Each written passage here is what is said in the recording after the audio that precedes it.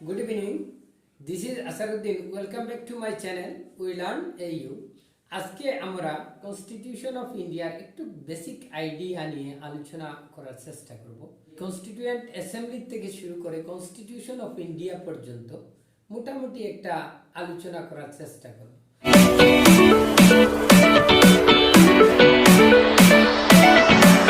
তো first of all 1934 এই 1934-এ BN. রয়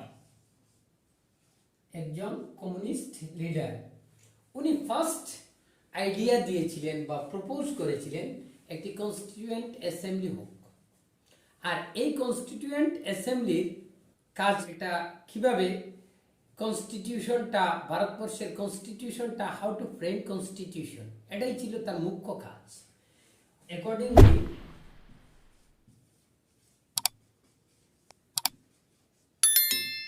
9th December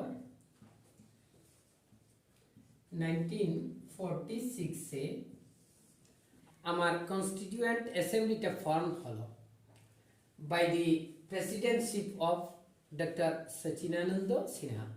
কারণ এই সময়ে ডক্টর সচিনানন্দ সিনহা ছিলেন সবথেকে ওল্ডেস্ট বা সিনিয়র মোস্ট লিডার। সেই হিসাবে ওনার সভাপতিত্বে একটা মিটিং বসলো, আর ওই মিটিংয়েই কনস্টিটিউয়েন্ট অ্যাসেম্বলিটা বানানো হলো। তার ঠিক দুদিন পর 11th ডিসেম্বর 1946 কনস্টিটিউয়েন্ট অ্যাসেম্বলির এই যে 9th ডিসেম্বর 1946-এ সচিনানন্দ সিনহা ছিলেন প্রেসিডেন্ট। তার ঠিক দুদিন পর 11th ডিসেম্বর 1946-এ এই পার্মানেন্ট কনস্টিটিউয়েন্ট অ্যাসেম্বলির প্রেসিডেন্ট কে হলেন? ডক্টর রাজেন্দ্র প্রসাদ।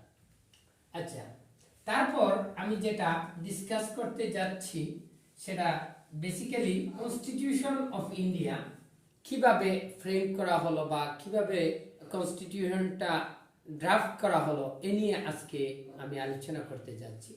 তো আমার যে 29 আগস্ট 29th আগস্ট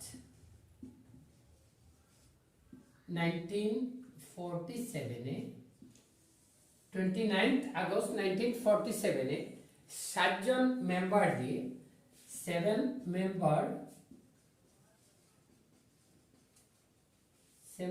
মেম্বার্স দিয়ে একটি কনস্টিটিউশন ড্রাফট কমিটি ফর্ম করা হয়েছিল। তার ঠিক পরের দিন 30 আগস্ট 1947-এ এই 7 জন মেম্বার দিয়ে যে কনস্টিটিউশন ড্রাফট কমিটি করা হয়েছিল তার 7 জনের মধ্যে ডক্টর বি.আর. আম্বেদকর,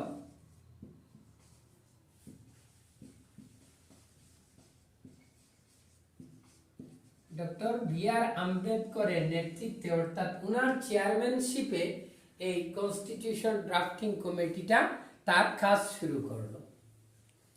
তারপর আমরা দেখব যে এই constitution draft committee with the chairmanship of doctor B.R.. Ambedkar বা আরো 6 জন মেম্বার সঙ্গে নিয়ে ওই কমিটিতে কত দিনে আমার কনস্টিটিউশনটা বা আমাদের ভারতবর্ষের কনস্টিটিউশনটা ফ্রেম করেছিল সেটার সময়সীমা লেগেছিল 2 years 11 months and 18 days। এই টোটাল সময়টা আমার লেগেছিল two frame the constitution of India. 2 বছর 11 মাস 18 দিন।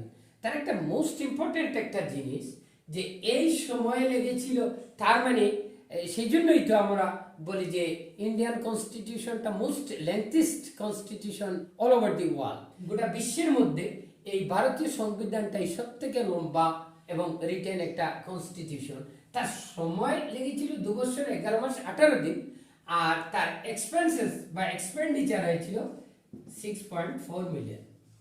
এটাও কিন্তু মোস্ট একটা ইম্পর্টেন্ট জিনিস বোঝার ব্যাপার যে 6.4 মিলিয়ন তার এক্সপেন্সেস, টাইমটা হচ্ছে 2 years 11 months and 18 days। আর এই যে এত দিনে বা এত এক্সপেন্সেসে আমার কনস্টিটিউশন বা আমাদের ভারতবর্ষের কনস্টিটিউশনে কি করা হয়েছিল, এটা কিন্তু মোস্ট ইম্পর্টেন্ট একটা জিনিস। Generally such type of question may be arise in our mind যে এই 2 বছর 11 মাস 18 দিনে কি কনস্টিটিউশন বানানো হয়েছিল। ইনিশিয়ালি কনস্টিটিউশনে দেখা গেল যে ফার্স্ট একটা জিনিস আমার মোস্ট ইম্পর্টেন্ট যে আর্টিকেল। ইনিশিয়ালি আর্টিকেল ছিল 395।